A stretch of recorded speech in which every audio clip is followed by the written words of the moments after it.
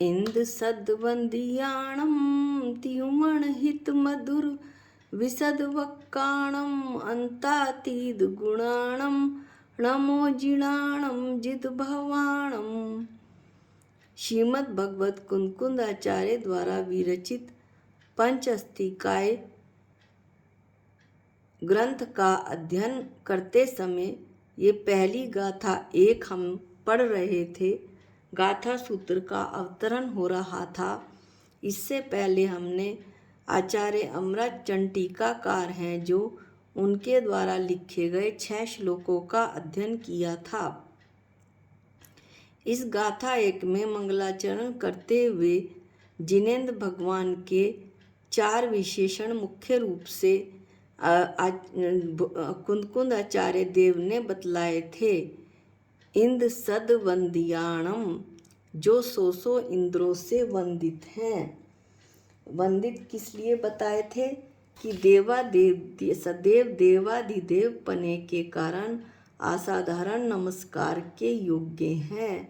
देवों के देव होने के कारण असाधारण नमस्कार के योग्य हैं। इसका वर्णन विस्तार से पहले वीडियो में हो गया था। अब दूसरा विशेषण है त्युवण हित मधुर विशद वक्काणम, तीनों लोग के जीवों के लिए जिनकी वाणी हितकर है, मधुर है एवं विशद यानी निर्मल और स्पष्ट जिनकी वाणी है। इस विशेषण का अब हम पॉइंट दर पॉइंट खुलासा करते हैं। तो सबसे पहले इसमें जो शब्द आया है वो है हितकर।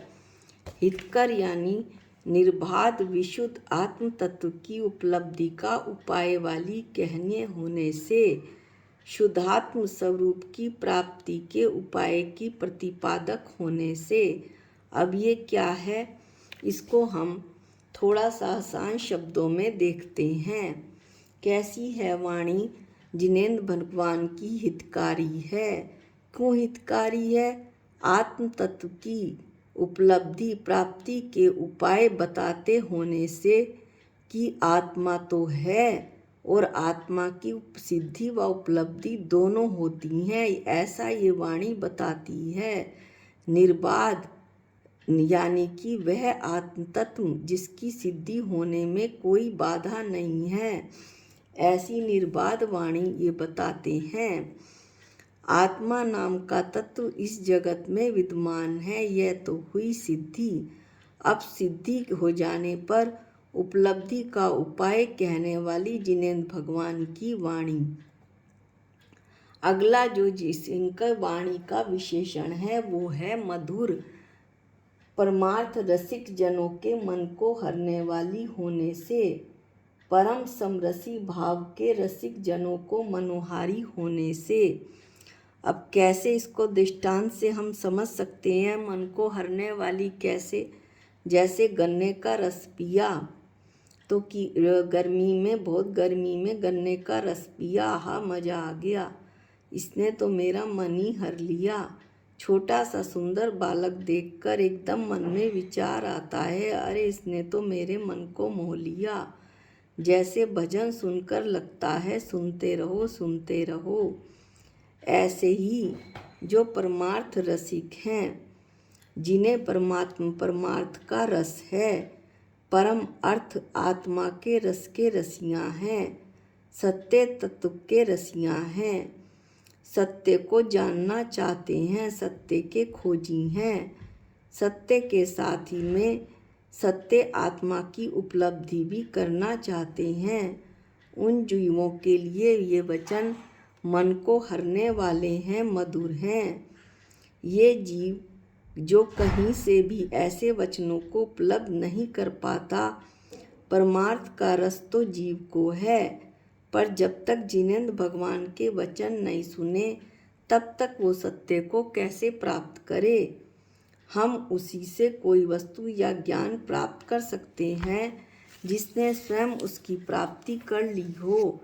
जैसे माता जी से खाना बनाना सीखते हैं क्योंकि माता जी को खाना बनाना आता है। बड़ी बहन पढ़ाई में हेल्प करती है क्योंकि जिस क्लास में हम पढ़ रहे हैं उस क्लास में वो फर्स्ट डिवीज़न से पास होकर आगे निकल गई है। ऐसे ही जिनेंद्र भगवान को निर्बाध विशुद्ध आत्म तत्व की उपलब्धि हो गई है, इसलिए वे हमें इसके बारे में बतला रहे हैं और उनके वचन को, उस आत्म तत्व को उसी रूप में वे कहते हैं, क्योंकि उन्हें आत्म तत्व की उपलब्धि हो चुकी है।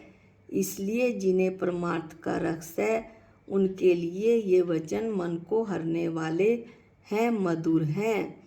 जैसे जब वर्षा होती है, दृष्टांत में मोर का मन नाचने को करता है, उसके लिए बरसात मधुर है, उसके मन को हर लेती है। ऐसे ही परमार्थ रसिक हैं, वे इस प्रकार की बुद्धि रखकर जिनवाणी सुनते हैं कि जिनवाणी से मेरा उद्धार होगा, मेरा कल्याण हो जाएगा। ऐसे उनको वाणी मधुर लगती है। जैसे कोई बालक मधुर गाना सुनकर सोता नहीं बल्कि ध्यान और लगन से एक एक अक्षर सुनता है। यद्यपि आप उसे पढ़ाना चाहें तो उसे थोड़ा सा ही पढ़कर उसे तुरंत नींद आ जाती है, मेज पर सिर रखकर सो जाता है। लेकिन गाना सुनते हुए उसे बिल्कुल नींद नहीं आती और एक एक अक्षर वो ध्यान से सुनता है, साथ ही साथ गर्दन भी हिलाता है। इस तरह जिनवाणी को पढ़ने में, सुनने में, समझने में मन का लगा रहना और आनंद का आता रहना, उसका नाम है मधुर। अब अगला विशेषण है विशद। भगवान की वाणी का अगला विशेषण है विशद, निर्मल और स्पष्ट। इसका पहला पॉइंट है समस्त शंका आदि दोषों को दूर करने वाली होने से जिनेंद्र भगवान की वाणी विशद है। शंका आदि दोष क्या? जिन्हें सुनकर शंका नहीं होती परंतु शंकाएं मिट जाती हैं। संदिग्ध वचन नहीं है इनके। जैसे आपसे पूछा जाए कि शाम को खिचड़ी खा लोगे तो आपने कहा देखते हैं। अब हाँ कहा या ना कहा, पता नहीं क्या उत्तर दिया, तो शंका बनी रहती है। जिनेंद्र भगवान के वचन जिनसे शंका पैदा होती हो, क्रोध, मान, माया, लोभ, इस प्रकार की जो भाव पैदा होते हैं, इस प्रकार के जो दोष हैं, उन दोषों को जिनेंद्र भगवान के वचन दूर करते हैं। शिष्य ने प्रश्न पूछा, भगवान आत्मा कैसी है? देखो सोचकर बताता हूँ। कभी कभी आत्मा चैतन्य स्वरूपी होती है। पंचम काल में आत्मा की उपलब्धि नहीं, किसी किसी को प्राप्ति हो जाती है, पता नहीं क्या बताएं। बहुत सारी समस्याएं हैं। ऐसे वचनों का कोई ठिकाना नहीं। ऐसे वचन शंकाओं से भरे हुए हैं। जिनेंद्र भगवान डंके की चोट पर कहते हैं कि आत्मा उपयोगो लक्षणम, यानी कि उनकी बातें संदिग्धता से रहित हैं। आत्मा का लक्षण उपयोग है। अनंत काल पहले भी उपयोग लक्षण था और अनंत काल बाद भी उपयोग ही लक्षण रहेगा। भगवान से पूछा, द्रव्य कितने होते हैं? 4 हैं, 5 हैं, 7 हैं, पता नहीं कितने होते हैं। लेकिन नहीं, जिनेंद्र भगवान ने कहा कि द्रव्य 6 ही होते हैं। विश्व 6 द्रव्यों से मिलकर बना है, कभी एक कम ना कभी एक ज़्यादा। यदि ऐसा हो जाए तो विश्व में विप्लव हो जाएगा, प्रलय आ जाएगी। अगला जो इसका पॉइंट है विशद का, वो हम विशद विशेषण पढ़ रहे हैं, ये ध्यान रखें। दूसरा पॉइंट है संशय, विपर्य और अनध्यवसाय से रहित होने के कारण। संशय, यह ठीक है, संशय, विपर्य, अनध्यवसाय से रहित होने के कारण जिनेंद्र भगवान की वाणी विशद है। यह ठीक है, यह ठीक है या यह ठीक है, मन चलायमान रहता है। 10वीं में बच्चा पास हुआ, मुझे बीटेक करना है, सीए बनना है या डॉक्टर बनना है, क्या करूं? मन में चंचलता रहती है, निर्णय नहीं हो पाता। इस प्रकार का ज्ञान संशयात्मक ज्ञान होता है। अब इसी तरह का जो मिथ्या ज्ञान है वो है विपर्य। पूछा कि आत्मा शरीर है यह उपयोग लक्षण वाली है, तो आत्मा और देह एक ही हैं, ऐसा बताया। आत्मा कभी अलग अलग होती ही नहीं, आत्मा है तो देह है और देह है तो आत्मा है। अब इसमें संशय तो है नहीं, केवल विपर्य ही विपर्य है, उल्टा उल्टा ही ज्ञान है, ये विपर्य ज्ञान है। अब तीसरा है इसमें मिथ्या ज्ञान में अनध्यवसाय। गौतम बुद्ध के अनुयायियों ने बुद्ध भगवान से पूछा, भगवान आत्मा क्या है, नित्य या अनित्य?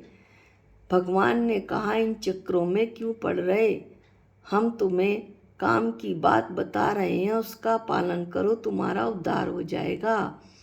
बुद्ध भगवान का तत्व पर फोकस नहीं था। यद्यपि वे स्वयं जानते थे पर शिष्यों को नहीं बताते थे, पर पंच में नहीं डालना चाहते थे। पंच अनुशीलन का पालन करो, बस इसी से तुम्हारा कल्याण होगा। पर हमारे अनंत भगवान के वचन अनध्यवसाय से रहित हैं, सत्य हैं, प्रमाणिक हैं। अब भगवान की वाणी जो विशद है, जो इस विशेषण का हम अध्ययन कर रहे हैं, उसका अगला तीसरा पॉइंट आता है कि 7 तत्व, 9 पदार्थ, 5 अस्तिकाय और 6 द्रव्य की प्रतिपादक होने से। तो इसमें तो पूरी विषय वस्तु ही खोल दी। 5 अस्तिकाय और 6 द्रव्य का विस्तार से वर्णन हम प्रथम शुद्ध अधिकार में पढ़ेंगे और 7 तत्व और 9 पदार्थ का वर्णन हम द्वितीय शुद्ध अधिकार में पढ़ेंगे। अब चौथा जो इसमें पॉइंट आता है, पूर्वापर आदि दोषों से रहित होने से। जिनेंद्र भगवान की वाणी विशद है। पूर्वापर दोष क्या? पूर्व प्लस अपर, पहले और बाद में। ब्रह्मचर्य धर्म का पालन करना चाहिए। दूसरी तरफ कहते हैं पुत्र के बिना मोक्ष नहीं जा सकते। ये दोनों बातें कैसे एक साथ संभव है? अहिंसा में धर्म है, दूसरी जगह पर कह दिया यज्ञ में पशुओं की बलि दो। एक साथ अहिंसा और एक साथ ही बलि, दोनों का सामंजस्य कैसे हो? आगे पीछे के मिलान का ना होना ही पूर्वापर दोष है। हमारे भगवान की वाणी, अनंत भगवान की वाणी पूर्वापर दोष से रहित है, अतः विशद है। विशद यानी जिसमें कोई दोष ना हो। अब इसका अगला पॉइंट आता है, 5वां पॉइंट। हम इसे आपको चार्ट एंड टेबल में भी बना हुआ दिखला देंगे अच्छे से कि किस तरह से हितकर, मधुर और विशद के पॉइंट्स बताए गए हैं। आप इसकी पिक भी ले सकते हैं और बना भी सकते हैं कॉपी में। 5वां पॉइंट है, सभी जीवों को अपनी अपनी भाषा में स्पष्ट अर्थ की प्रतिपादक होने से। तो सभी जीवों को स्पष्ट अपनी अपनी भाषा में स्पष्ट अर्थ की प्रतिपादक होने से हमें समय शरण का दृष्टांत लेना पड़ेगा। वहाँ अनेक जीव दिव्य ध्वनि का रसपान करते हैं। तिर्यंच, मनुष्य, देव, पूरे भारतवर्ष के जीव। इन भैया को इंग्लिश समझ में आती है, बहन जी को गुजराती समझ में आती है, लेकिन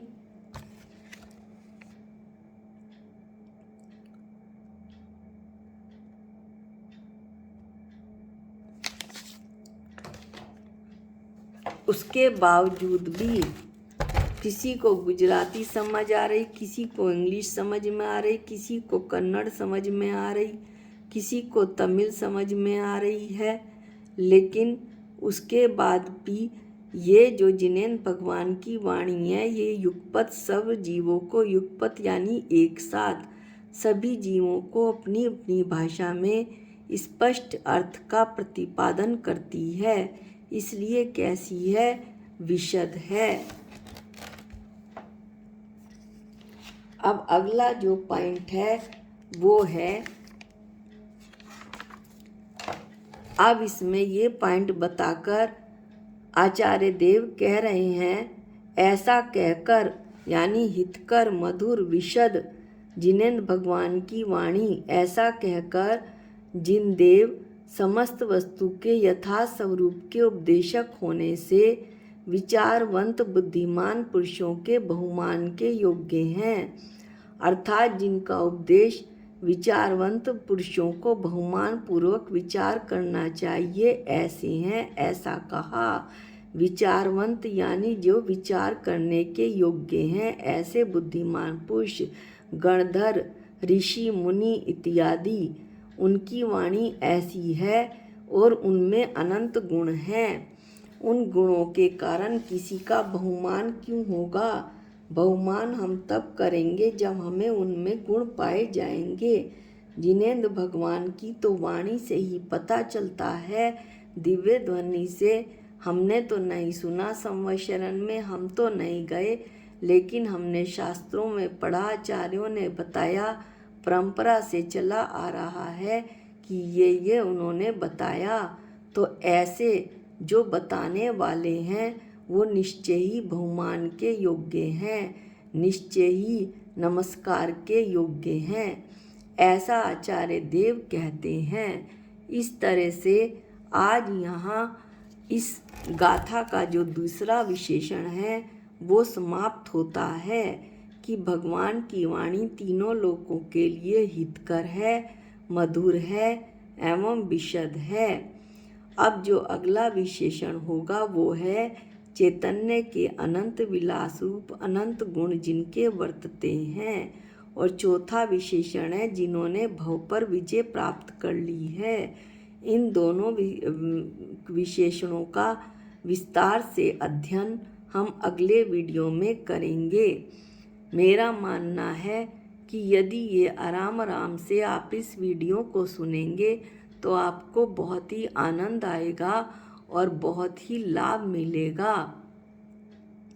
निज निधि निज में बताई ये अनंत उपकार है, इसके लिए जिन वाणी माँ को वंदना अनंत बार है, वंदना अनंत बार है। सबको जय जिनेंद्र।